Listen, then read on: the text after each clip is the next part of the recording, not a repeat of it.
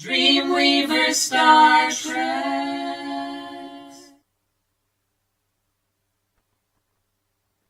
Hello, storytellers of tomorrow. We are DreamWeavers StarTrax. This is Krenzai. Hello. I am Renzai. We are your hosts today.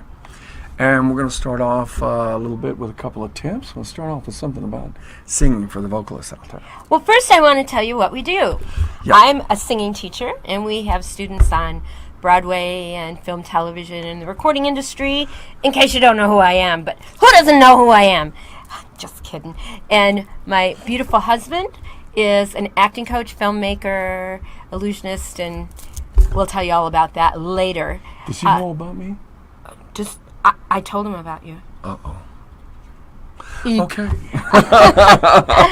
And we say DreamWeavers run on imagination, helping the world one artist, one story at a time. And that's what our show's all about. So we're going to give a couple of tips. Yeah, let's start with those singers out We're going to start with the singers. So this is what I call taking the I suck out of singing. That's what I call it. I'm gonna take And that. so there's three parts to singing. Okay, there is the physiology, how the instrument works, and I'm going to tell you about that in another show. The second part is your muscle memory, what the brain is telling the muscles in your throat to do. We're going to talk about that later. Third one is your psychological environment, how you talk to yourself about your singing.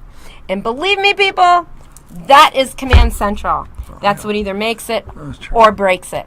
So I'm going to steal from Ren's playbook here.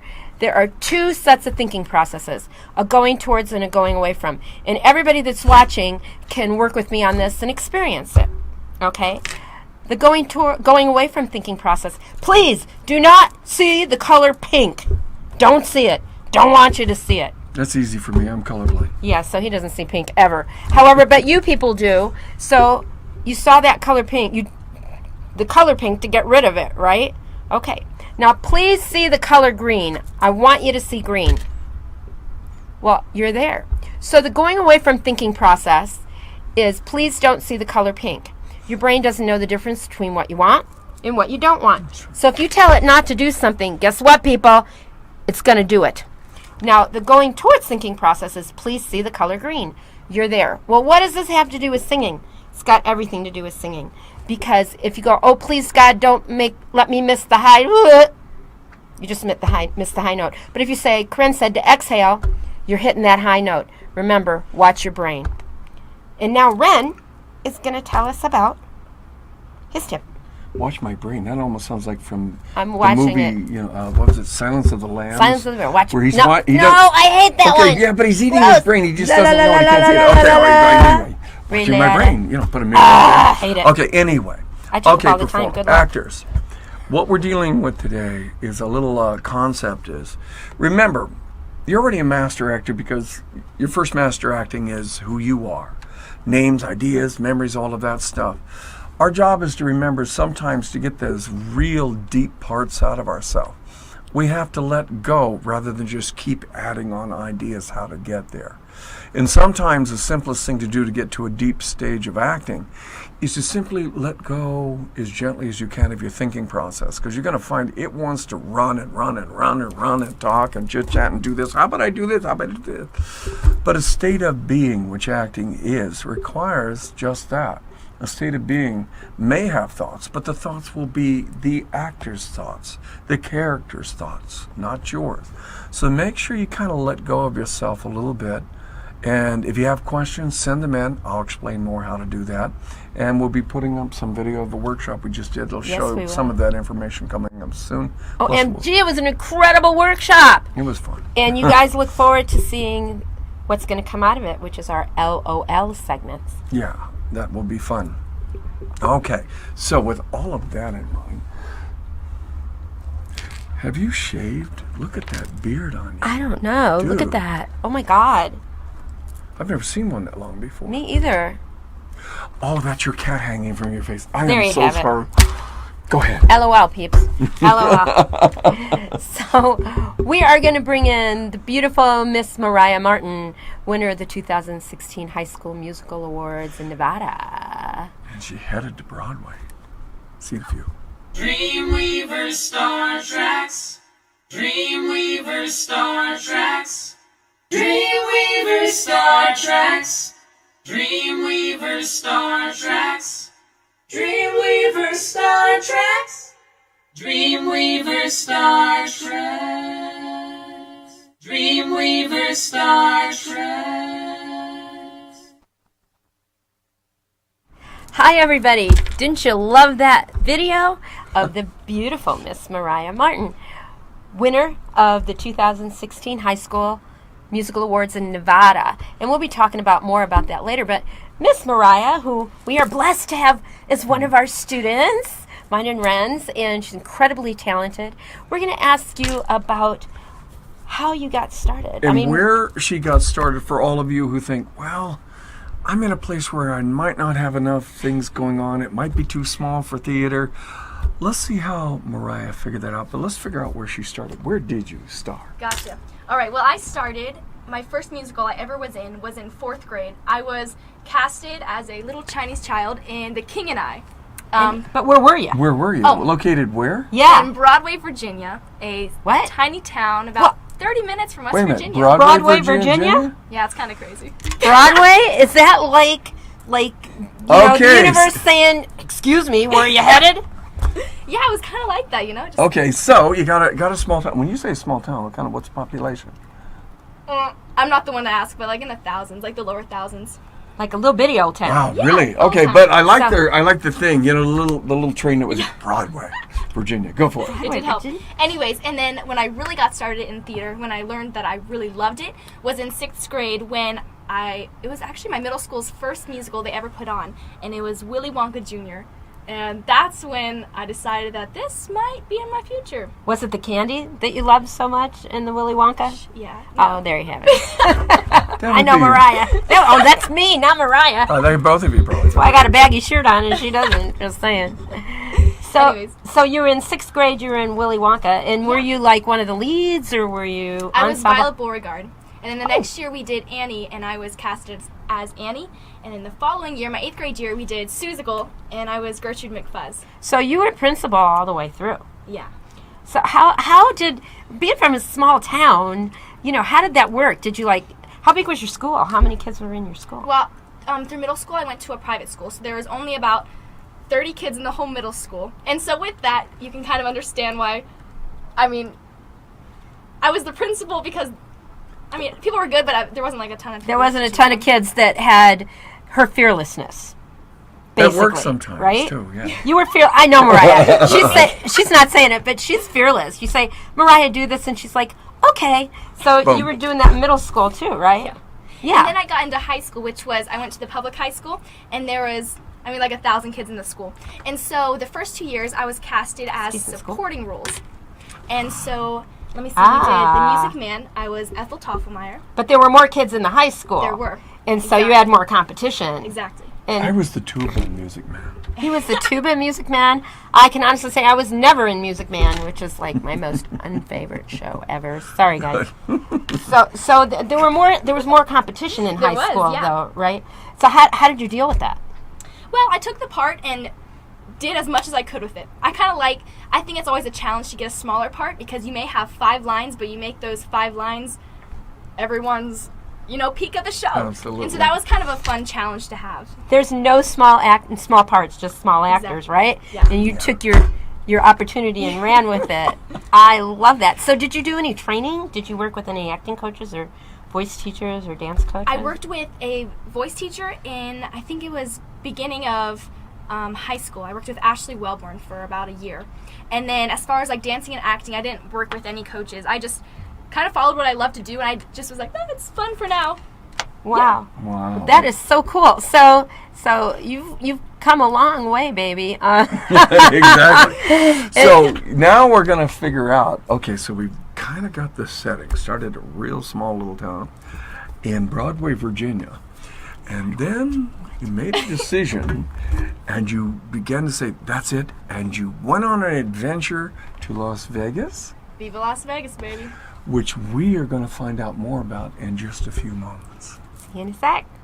Those talented students vying for the chance to perform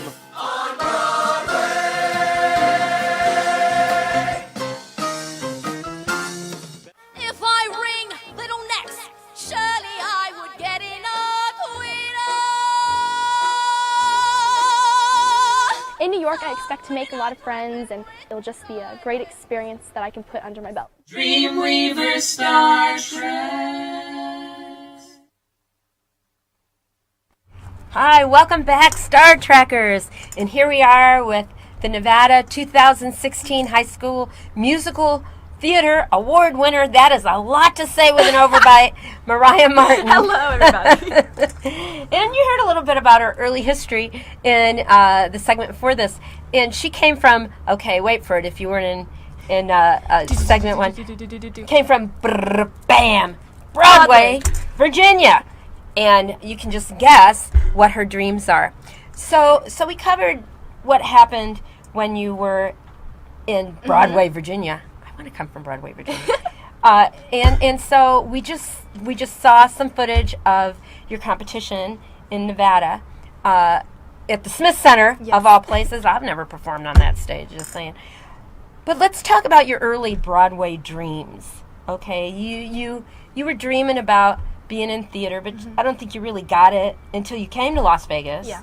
And how old were you when you came to Vegas? I moved here 2 years ago, so I was going into my junior year. And I think it was about that time, because I think kids that age usually think about, I mean, what are they going to do after high school? And I started thinking that, I mean, this is my passion. Like, God's giving me these gifts, and I might as well, run with it and see how far I can go with it. And so that's when I started setting my eyes on Broadway. And setting your eyes when you decided, when you were about 16, right? Yeah. Then, and I met you right about then, I Yep. think, didn't I? Because I remember that you were saying for a while, I don't know if I really want to go to performing arts college. Yeah. Maybe I want to go do something else. And boy, that changed. Girlfriend is like totally focused. So what do you think really pushed you over the edge to decide that going into professional theater, and we got our eye on Broadway, but there's regional theater, there's tours, Broadway tours, national tours. There's lots of things. There's West End. There's theater all over the world, professional theater. What do you think really made that happen? Where was the deciding factor? What did you do? Were you in a show, or was it just something that clicked inside, or? I think I started asking myself if I would still love musical theater if I wasn't on a Broadway stage. And when I found that the answer was yes, I think that's when I decided that this is a career that I can go into. Because you're not always going to get that big gig on Broadway, but if you're satisfied doing what you love, maybe off Broadway or at a community theater, and you love it that much to strive for it and pursue it, I think I'd have to say that's when I decided that I might as well go for it. So you're kind of saying that even if you were working a day job, a day gig, and doing community theater, it would still be your passion. That is so cool. But trust me, people, that isn't going to happen. Girlfriend's going to make her living in theater. So that's interesting, because that was just a couple years ago. Yeah. And then, which we'll talk about that in a minute. We started working on your singing, and Ren worked with you on your acting before you went to New York. But was there like a show, like you were in Annie, you were Miss Hannigan in Annie at school, and that's what you did, for the audition. Yeah. Was there anything that happened in that specific show that kind of really helped push you over the edge? Yeah, I have to say Annie is the one show in definitely the past 2 years since I've been here that I just had a blast with it, and I love getting to that place on stage when you feel like you have the audience in your hands, and they're just like tracking your every move, and it was just a really special experience, this show. And people, I wanted you to know that she, doesn't go to LVA, okay, which is Las Vegas Academy for people that don't live in Vegas, which is Performing Arts High School. Great performers there. She doesn't go to Faith Lutheran, which has a great performing arts. She's at Spring Valley Cavalry, which is not a small school, but their accent is definitely not on the performing arts. So, and then she won that. It was incredible. So I want you guys to hang in there, because we will be back in a minute. I want you to look at a little bit of more video. If I ring little necks, surely I'm getting up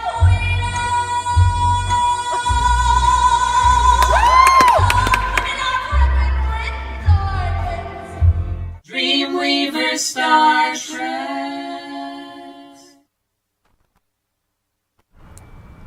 And we are back. Can girlfriends sing or what?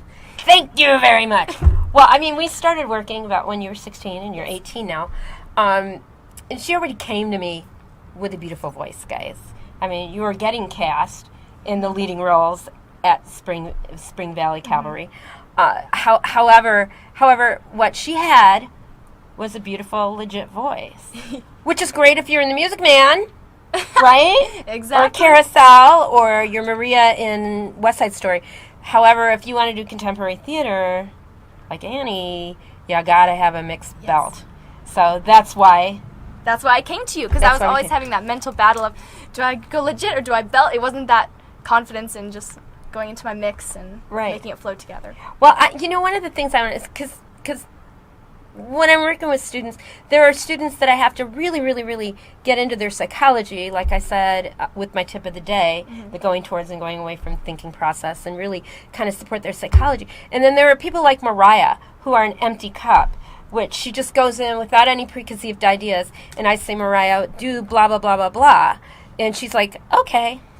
I'm like, wow, makes my job fun and simple. So I want to ask you, Mariah, how do you accomplish that?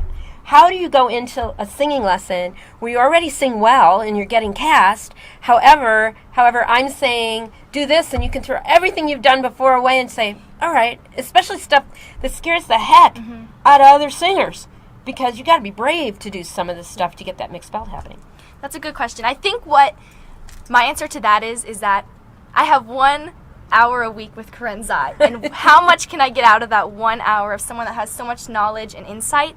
And you can always get better. You're never going to be the best, and you go into a big group of people and you're always looking for people to get stuff off of and learn from. Wow. And if you always go in with that mindset, you're never going to be unemployed, because who doesn't want someone that is always willing to learn and never thinks that they've reached their peak and can't go anywhere else, you know? Miss MariahMartin, people. I mean, out of the mouths of babes, she's not a babe. I mean, she's a babe, but she's not a babe. She's 18. But she's young. To be able to understand that is so teachable right there. You look at, Ren and I always say, if someone in the room you perceive is better than you, well, that's your teacher. Find out how they're doing what you're wanting to do and let them mentor you. And if you see someone that isn't as accomplished as you are, then help them. And to go in with that mindset. So please remember that. That's what makes you successful, which is proofs in the pudding here, so to speak. She ain't pudding, but you know what I mean. So what did you find the most challenging about transferring from this legit, which means, tonight, to oh, babe, just like nailing it. Okay, I'm getting over bronchitis, guys, so I ain't singing. All right. So what did you find the most challenging about translating from those two different sounds? Probably controlling my voice with all my mind and thinking about before I hit a note, like, all right, well, is this note, am I going to go into this with legit, or am I going to go into it with, like, belt? And it was that strain on my brain that was the strain in my voice, which is funny because you just talked about that in your little tip of the day thing. It's so true, because if you psych yourself out before you hit a note, instead of just knowing that if you go to lessons and have the muscle memory instilled in your voice, it's not going to let you down, Right. You're going to know with confidence. And exhale, people, exhale, right? Because Exactly. that's the number one thing that almost everybody does when they do a mixed belt, which means that it sounds like you're singing in your chest voice, your low voice, higher than it goes, and it's real easy to, choke up, right? And exhale, and it's beautiful because I'll say to Mariah, exhale, and she's like, okay, not like that. What I get from a lot of people is like, how do you do that? And I'll say, well, how do you do that when you talk? And We've been doing it all our lives. And right, once we stop doing it, we ain't got a life left. So you just do it. Yeah. Well, I'm just had so much fun with Miss Mariah, and now you're going to hear a little bit about her experience with the Nevada Musical Theater High School Award and about New York.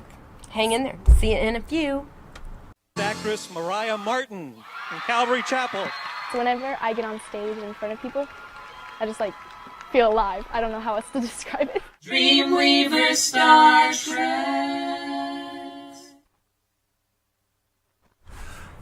Aloha. Yes, I do wish I was on the islands. It's a desert I live in. Okay. Anyway, now for some of you out there, I know you're wondering, oh, wow, I want to be born in Broadway, Virginia, because that works. Yeah, it seems like it. I was born in Virginia, too. And if a name means anything, I'm not sure. Fort Lee, Virginia. So no, you don't have to be born in Broadway, Virginia for it to work out. And I keep wondering, was there someone called Virginia and they named it after her because she became a famous actor? I'd be very curious about that.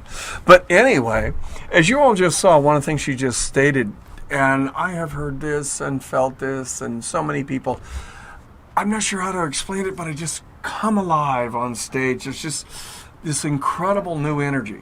Tell them about that for those who may not have had it yet. So keep working towards it. All right, so it's kind of a simple statement that I kind of just threw out, but it is true. Like when you get on stage and you feel like what you've been born to do is what you're doing at the moment, and that's really how I feel on stage.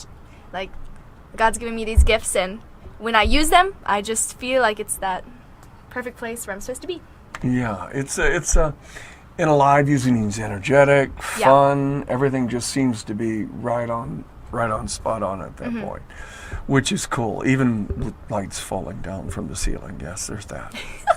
But yeah, hey, listen, it feels great. I don't care what happens. I was once in the middle of a show and a live bear ran right across in front of me. Oh yeah, you told me about that. Yeah, keep going. Especially because the bear didn't eat you. Just get to the next line. You'll survive. Someone will grab the bear, we hope. So with that in mind, so you've been doing this stuff. You ended up preparing for it. You're beginning to mature. What are you learning about acting? Because it is a strong part of what you do. You get the vocal technique, all of that. And remember, every song is a melody, which is the vocal part, and it's actually a lyrical monologue. Try to remember that. It's a lot easier to approach it. So what have you learned about that? I loved what you taught me in our few sessions before I went to New York. You were saying how instead of always focusing on how to become a character, you be the character, create the character, and step into it, letting go of all your intellect of how you should perceive the character. I know you do this a lot, but you're like, angry, scared, like all these movements that you think are associated with it, instead of just being the character in such a way where you're fluid in what the character would do. And natural. So I call it natural because in that particular sense, what we're dealing with is there's an older style Broadway, and it's been around for a long time, and it began to transition. It came from the 1800s, and it's to, you get all that type of stuff where the villain who's like, in the silent movies it followed through. And when Stanislavski came, they began to modify that and say, wait a minute, let's get some real acting. And then we began to see the incredible stuff starting in the 30s and the 40s where we ended up with the film industry that just went over the top. Actors became everything that they played, and that was kind of fun. Acting intellectually is putting clothes on top of your clothes. Hey, they may look cool, but something doesn't quite feel as natural as it should. And we learn to let go, because most people don't know how brilliant they really are. And they're so cautious. I don't want to let go of me. I'll just put it on me. They're afraid to realize that their creative process is so powerful, so fast. And people go, well, how do you know that? Can you not dream of a city, a universe, an ocean with a ship, and be on the boat, on a spaceship, running from a crazy cab driver, all that at once, and you're still believing that you're running from the cab, hit with a storm, racing, and doing all the other stuff. So the simple fact with that in mind is, while you're doing that, you've got to remember, you are so fast in your brain, you can dream up $1 billion set and react to it in a dream. Actors eventually learn how to do that when they're awake, and that is off the hook. So with that in mind, what we've got to do here is we kind of play with that. And what are you learning? Because I know some of that technique's a little bit new to you. Yeah, it is. I'm learning really to let go and just be the character off the spot and, go into it with an open mind, really. I like that. So what we're going to do is find out how that worked for you when you took that crazy process and you went to New York. Catch you in a moment. They will close away the sword. The chain will be broken and all men will have their reward. DreamWeavers StarTrax.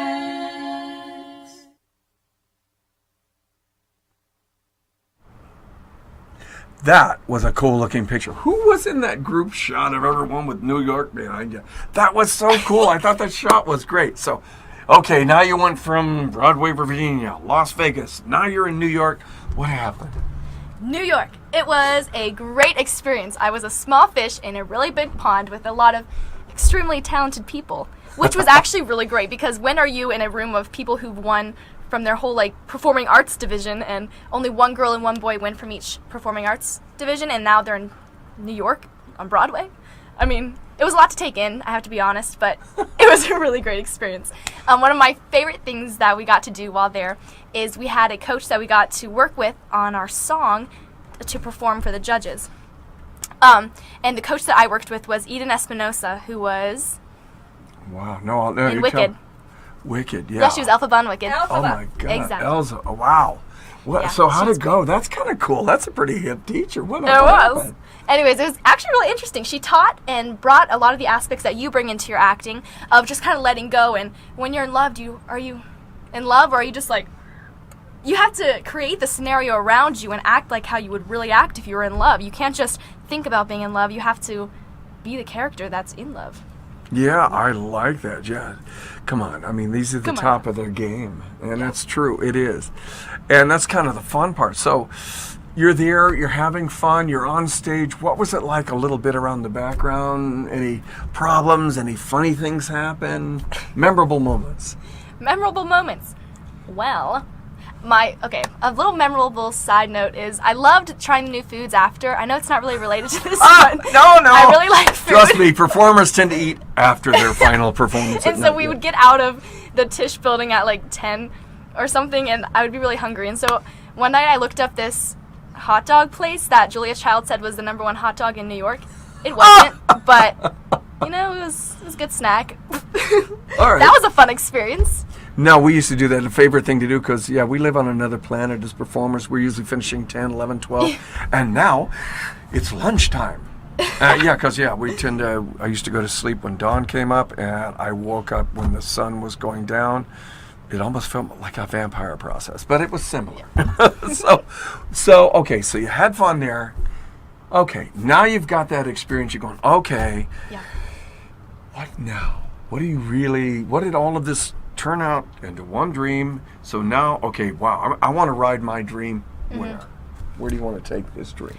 Well, with all like senior year happening and everything, I auditioned at a few colleges, but really didn't open my horizons to a lot of various colleges because I wasn't exactly quite sure if, I was kind of still on edge, basically with a dream. But so I've decided to take this year off and get some dance training because during the dance call, I really learned that I needed some technique work. They're pretty fast, aren't they? They're like, go, go, go. Which I don't really have any. So technique, ballet is a must.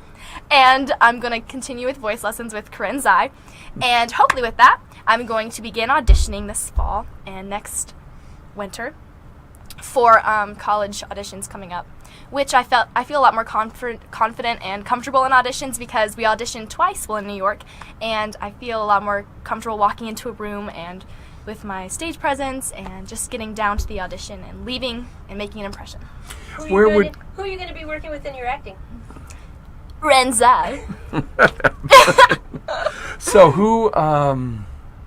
what are some of the colleges you'd like to go? If you could get, that would be the one to go to, what would it be for you? Oh, that's a toughie. There's so many. I mean, Some of the few, top three. Top three. Well, I really like the Boston Conservatory because it's a small class size and it's a conservatory, so you're not really learning the math and science aspect. You're devoting all your time to the acting, singing, and dancing. Yeah. But of course, with a great program like that, you need great training. So that's what I'll be working on. And they will, and they'll continue it on. That's one of the places that you can continue on with your Yeah. knowledge. It runs pretty well. So now, with all of this in mind, we have a bunch of questions that have come in from you out there, and we're going to get ready, and we will be back in a few minutes to answer those questions. So we'll see you. DreamWeavers StarTrax. DreamWeavers StarTrax. DreamWeavers StarTrax. DreamWeavers StarTrax. DreamWeavers StarTrax. DreamWeavers StarTrax. DreamWeavers StarTrax.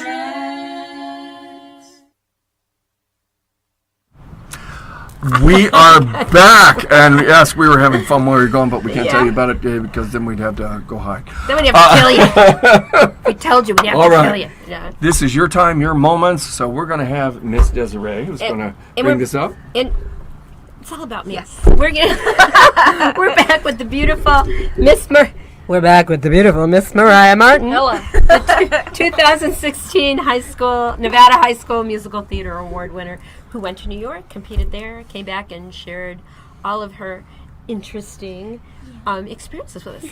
And went to a hot dog place after the show was over. It was awesome. Okay. So, Miss Des, what's the world want to know? And this is our beautiful producer, Miss Desiree. Hello. Woo! Okay, we have a question from Miss Sydney Capacey. Miss Capacey. What? I hope I said that correctly. Reagan Capaci. Capacey. Capacey. Yes. Sorry, Reagan. Sorry. Reagan's a student of ours. And she, go watch her at Emeralds, Table 10. She sings there. She's amazing. Sweet. Just Okay, amazing. what do we got? Okay, so she would like to know, what are some techniques, procedures, or routines you use to get you prepared mentally, emotionally, and physically to go on stage? Gotcha. So I'll tackle them one at a time. Mentally, Yes. I always pray before to get my mind right and like, okay, God, I'm doing this for you. Don't get nervous. And I remind myself that I know what I'm doing. I don't have to go through all the lines of my head because I've had them memorized for a long time. And then mentally, emotionally, Emotionally. I'm pretty energetic. So before a show, I'm kind of like, Oh, yeah. you know, that adrenaline. I'm just like, ah. So emotionally, I kind of like just like run around and like, are you ready? Are you excited? Because I'm always really excited before the show. And then physically, I'll just have to say all the practice that we do before, getting ready for a show. Right. Physically, warming up your voice, all the dancing, I guess. I feel ready for a show then. She just explodes, as you just saw. This you just saw. Bam! That's Mariah. In a good way. And for those who think torture your younger siblings, no. Stop that right now. Doesn't work. It may make you joyful, but it's not going to make the show any Not better. going to help. Okay, next. So our next question is from Miss Kaylee, and Miss Kaylee would like to know, how does theater and acting benefit or affect other areas of your life? Well, that's a good question. Hi, Miss Kaylee. Thanks. I'd have to say that it affects you as a whole human being, how you kind of approach life with more of an open mentality. And also, I'd have to say that theater gives you a stage presence, and I don't believe that you change as a person when you get on the theater. I kind of feel like the person you are off theater impacts kind of who you are on, I guess. I've always loved like public speaking and everything, so this has kind of been an outlet for me to kind of make that grow and not be afraid of getting in front of big crowds. And yeah, that's one way that affects you outside of it.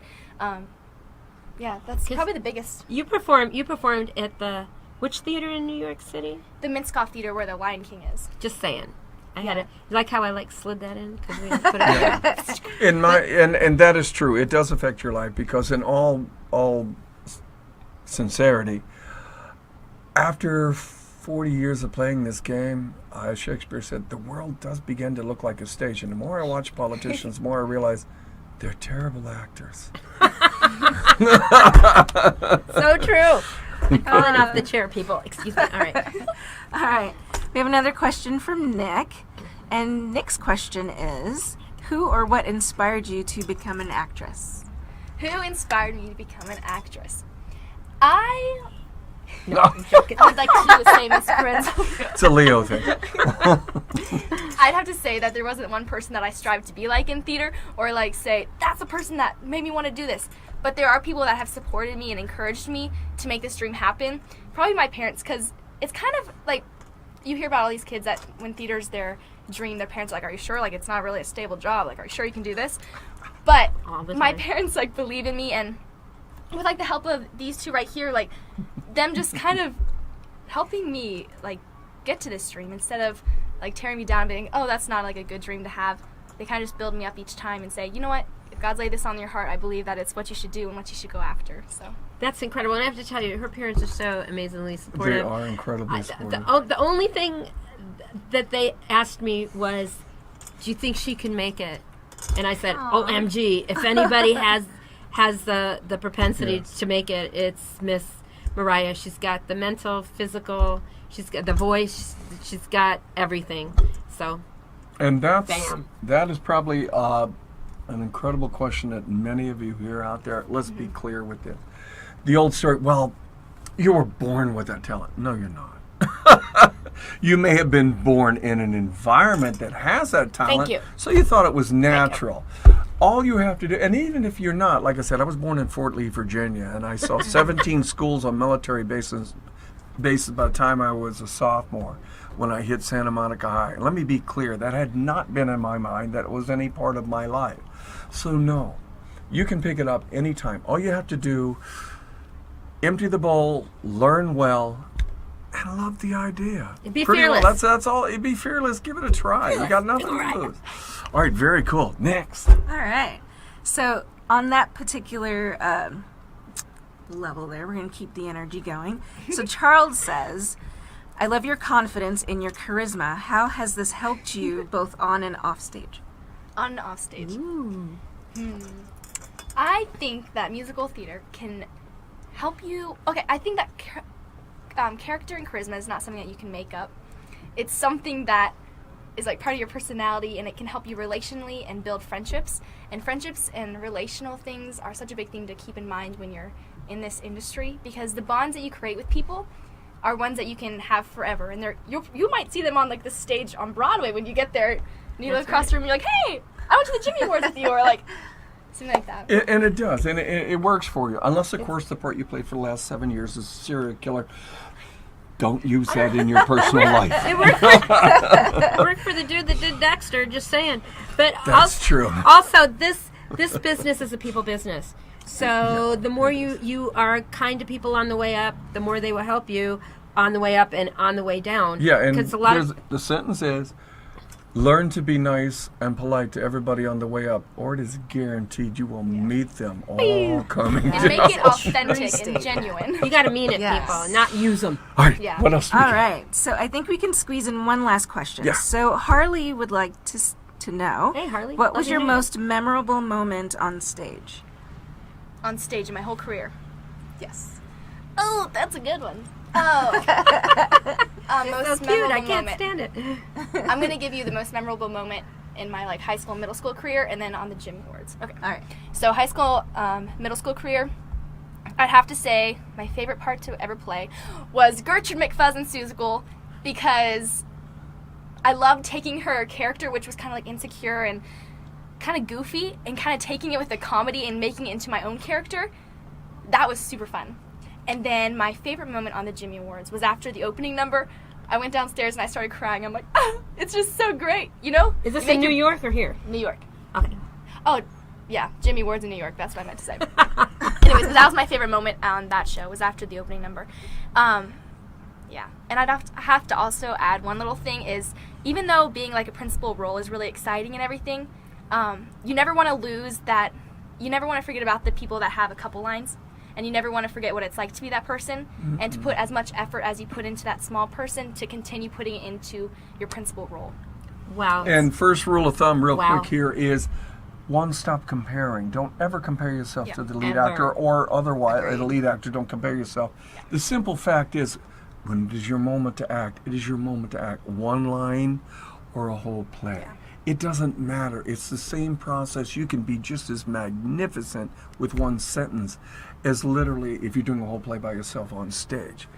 Very All right. cool. Well, thank you everyone for your questions. Thank Yeah. you. And if you want to book Miss Mariah, her information is on the bottom of the screen.